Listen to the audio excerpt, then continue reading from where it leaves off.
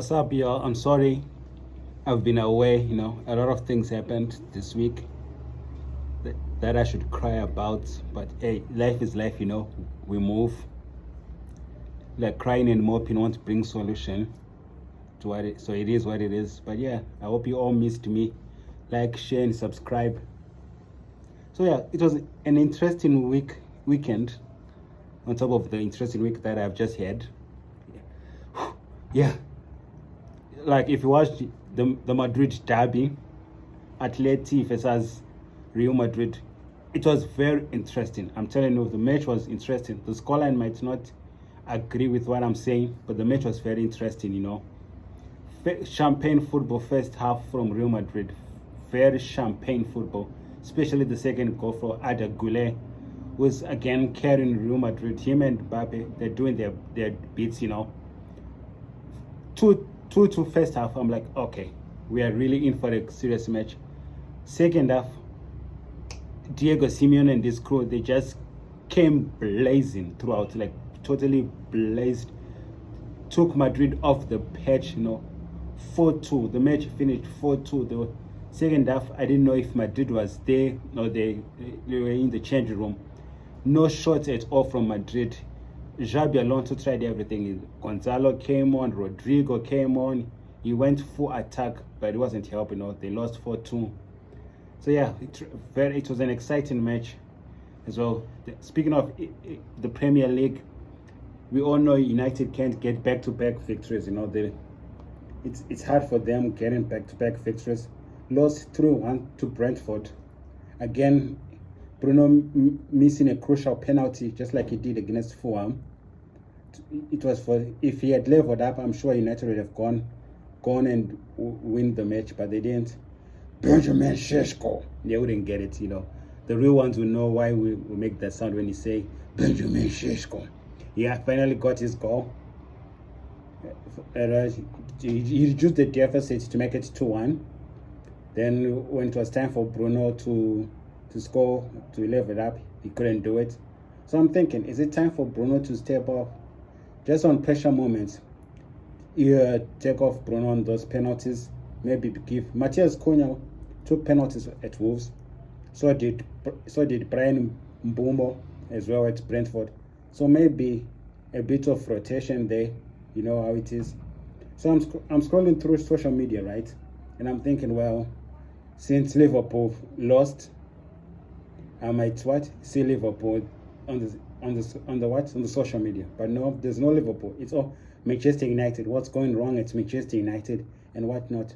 But then I remembered, it's like my previous video that I did, Manchester United, a clickbait name. Then I remembered, well, like I said, if it's not United, it doesn't sell. That's the whole thing. So they can't talk about Liverpool losing or Chelsea because it won't sell that much. They have to dissect and do all those analyses on United, so that the paper comes in, ching ching ching, clickbait name United.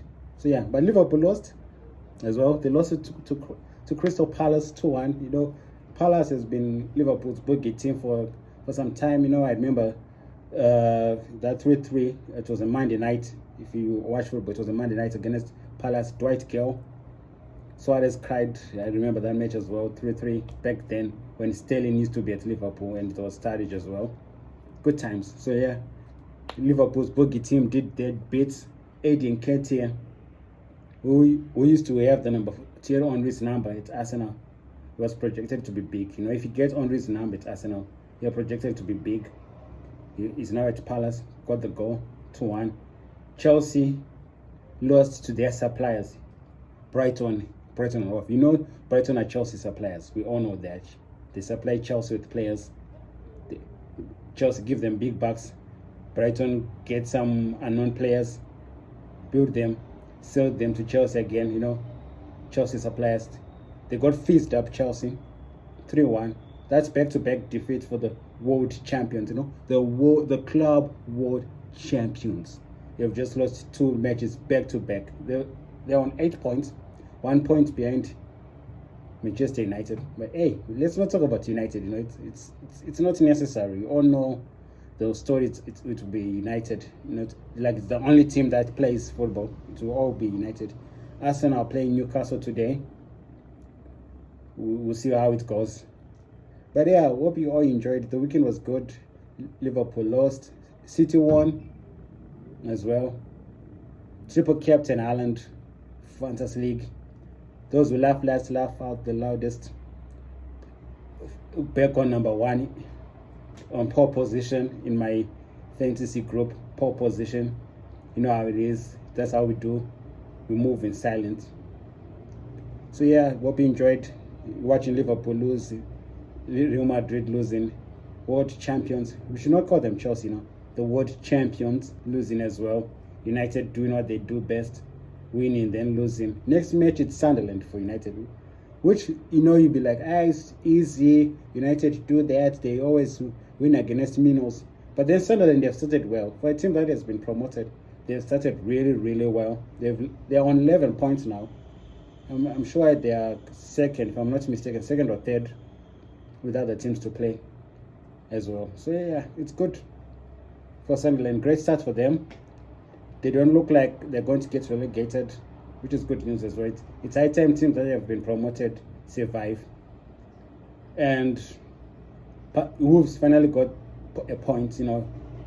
They should have won the match, but Paulinho with a nice exquisite goal for Spurs to make it 1-1.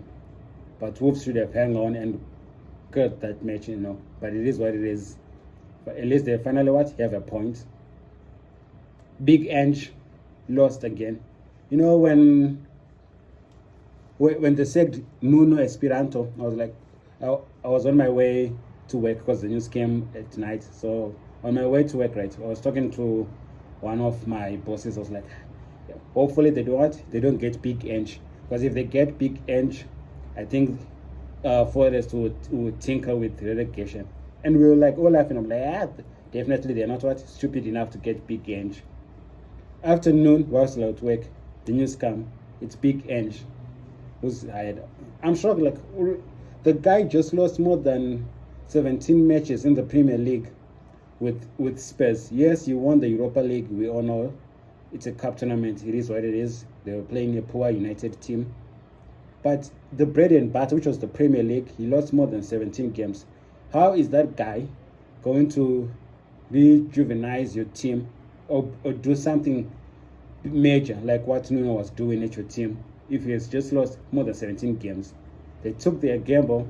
Marinakis took his gamble, and now he's suffering, which is what expected. If you have a record like Big Ange had at Spurs, you would expect what he's doing right now, losing. So yeah, Wolves, not Forest, will be there with Wolves and West Ham as well. I'm sure fighting for relegation. They have to be down there. Big Ange, he's a scrub. We all know that. So yeah, Big Ange, Forest, peak times. Nuno Espirito is West Ham, which was inevitable. As soon they sacked Potter. No, he was sacked yesterday before the kickoff of football. He was sacked. Will he survive? I don't know. The good thing is only 6 games have been played. Plenty of time to turn it around for West Ham. Hopefully he does. He's a great coach, Espirito. Hopefully he turns it around and proves to Marinakis that they made a mistake. It would be nice for West Ham to survive and Forest to get relegated, just to prove a point to Marinakis that you made a huge mistake letting me go. So all the best for Espirito, who's playing today as well. But I would say today it's a bit early to judge him. He's just got in. No training at all. He's just got him. He just has to guess his players. You get him. Let's play. So yeah, that's all we can wrap up. I'm back. Not strong as I'm supposed to be, but we are back. Hope you like this video. Stay tuned. More to come. We are here. Peace.